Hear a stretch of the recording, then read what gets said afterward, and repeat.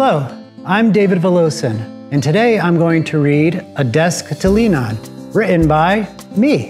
And I wrote this book about my daughter, and also to help all of you, to help you adjust to change, whether it be starting at a new school, meeting new friends, moving to a house, whatever it is, I just wanted to help you adjust to change. On a partly cloudy morning in late August, Grace awoke rested from a much-needed sleep. The day before, she was super-duper happy after playing with her family and friends. It had been the last super-duper fun day of summer before the start of the new school year. What Grace did not realize was how interesting and different a day she was about to have. Would it also be super-duper? With her blonde hair flowing in all directions, looking like she'd just come from playing outside, Grace ran from her bedroom to the kitchen with a big smile on her face. "Look, Daddy, I still have on my pajamas." Daddy could not help but chuckle a little. "Oh my boo-boo bear, you can't go outside in your pajamas and slippers," Daddy said. "We need to spend time selecting the clothes you will be wearing for your first day at your new school. I know Mommy has all the clothes ready for you. Aren't you excited?" Grace always liked when Daddy called her boo-boo bear. It always put a smile on her face. However, this time, the big smile quickly faded and a look of worry spread across Grace's face. She knew about going to this new school, but with it starting tomorrow, she grew nervous. "Daddy, I won't know anybody. I don't want to go." Anticipating this might happen, Daddy talked to her in a calm and peaceful voice. "Grace, my sweet little girl, I understand how you could be nervous, especially about going to a new school. But you know what? You will be fine because..." Before he could finish, Grace interrupted. "Daddy, I don't want to hear it." She stormed off to her bedroom, slammed the door, sat on her chair, and leaned on her desk. Grace looked out the window and became lost in her thoughts. She thought and thought and thought. "How can Daddy know I will be fine? He can't know. I don't want to go to this new school. I will miss my old friends." Being such a spirited and smart girl, Grace knew a solution had to be found. She always loved imagining that she was a private investigator finding clues. With a determined face and a goal in mind, she knew what she had to do. "I have another mystery on my hands. It's time for Grace to be on the case." One way or another, she had to solve the dilemma of attending this new school. Grace's eyes opened wide, and she leapt out of her chair. "I know what I will do. I will talk to my friends Riley and Charlie. They will definitely have answers about how I can avoid going to this new school." After changing into proper clothes, Grace ran past the kitchen to the family room and opened the front door. She told her parents that she was going to play at her friend Riley's house. "Okay, Squinks, have fun and be sure to be home in 1 hour," said Mommy. Grace always liked when Mommy called her Squinks. Luckily, Riley lived next door, and they played together as much as possible. They first met at Grace's old school, and they had been good friends ever since. Riley was a cute kid. She was the same age as Grace, and she loved pretzels. If you asked Riley, she would tell you that was one of the main reasons they were good friends. Grace also loved pretzels. As fast as her legs would take her, Grace ran to Riley's house. She had to talk to her now. Though she wanted to talk and play with Riley right away, she still had good manners. She politely knocked on Riley's front door. However, patience was not really one of Grace's best qualities, and before the front door could even be opened, she called out, "Riley, it's Grace. Come on, let's play." Grace could hear Riley running to the front door.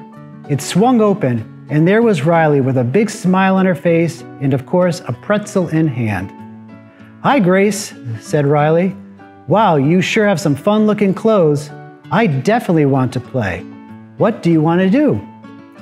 Before Riley could even take one step outside, Grace, already excited, exclaimed, "Riley, I am pretending to be a private investigator and need your help." Riley became just as excited as Grace. "Oh, is this another Grace on the case?" she asked with a wink and a smile. Filled with both feelings of excitement and uncertainty, Grace was ready to talk to Riley. "I need your help. Mommy and Daddy are moving me to a new school, and I do not want to go. I know if I talk to you, we can come up with good reasons about why I should not go." Riley was definitely surprised to hear this from Grace. She had always been used to Grace coming over, taking a few pretzels, and playing with her in the backyard. "Sure, Grace, I can try to help," said Riley with some hesitation in her voice. The two girls walked to the back of Riley's house to sit on her deck. As they sat in the most comfortable chairs, both girls just stared at each other, waiting for someone to start talking. Riley, becoming even more curious about what Grace wanted to talk about, decided to ask a question. "Grace, why are you worried about moving to a new school?" "I would be nervous too, but also really excited," said Riley with a smile on her face. "Plus, just because you are moving to a new school does not mean that we'll stop playing together." Grace, knowing that Riley was correct, let out a sigh saying, "Riley, that is true. I just wish you were in the same school as me. I'm nervous about not knowing anyone." Riley knew well that Grace had it in her to succeed in this new school. She reminded Grace of how she'd helped her. "Grace, remember when I first met you? I'll never forget how much you helped me when I first moved to the neighborhood. You welcomed me as a friend, and I knew you were someone I could definitely lean on. Of course, I eventually learned that I also had to be stocked up with pretzels." The girls giggled. Riley's words definitely helped Grace, and she felt a little better. After playing with Riley and having a few pretzels, Grace walked back home. She liked what Riley said, but she definitely wanted to talk to more people about going to this new school. Grace had one really close friend that she played with many times. His name was Charlie, and they first met at their swimming class. He was a little older than Grace with very curly hair. They had fun splashing each other in the pool. Since Charlie lived a few towns away, getting together was not as easy as walking to each other's houses. Grace got home. She asked Mommy if she could use her phone to call Charlie. They always had fun talking to each other on a video call. Ring ding ding, ring ding ding. Grace always thought the video phone call ring made funny sounds. With the video turned on, Charlie answered the phone, his face smiling from ear to ear, and his curly hair looking especially curly. "Hey Grace, how is your summer going? I can't wait to see you in our next swimming class." Grace knew Charlie would have the answers about moving to a new school. He had already gone through the same thing when he moved to his new house and attended his new school. Smiling back at Charlie, Grace said what was on her mind. "Hi Charlie, summer is super duper fun but going by so fast. I can't wait to see you in swimming. You better have your goggles on because you know there'll be some extra splashing." The kids laughed together, but now it was time to get serious. Grace had to hear what Charlie thought about her school dilemma. "Charlie, I've got some news for you. I'll be going to a new school," Grace said with some sadness in her voice. Charlie noticed Grace was feeling down when she mentioned the new school. He could see it on her face.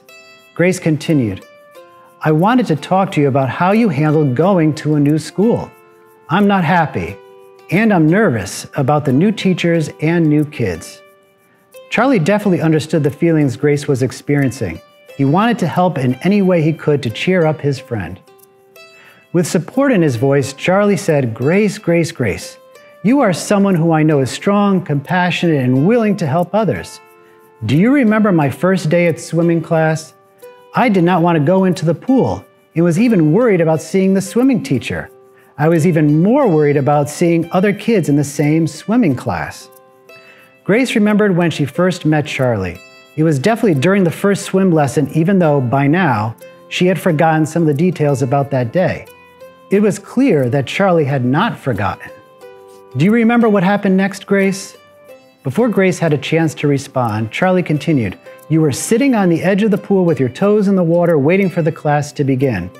I am sure you noticed that I was nervous since I was not going near the pool. It was what you said next that helped me relax. With a big smile on your face and with a sweet tone to your voice, you said, 'Hi, I'm Grace. Come sit next to me.' Believe it or not, it was those simple, kind words that helped me. I realized that you were someone I could lean on to help me feel comfortable at swimming lessons. I knew that I had a friend." Those words from Charlie definitely helped Grace, and they made her think it was possible she was ready to go to the new school. When she finished talking with Charlie, she ended the video call and walked back into her bedroom.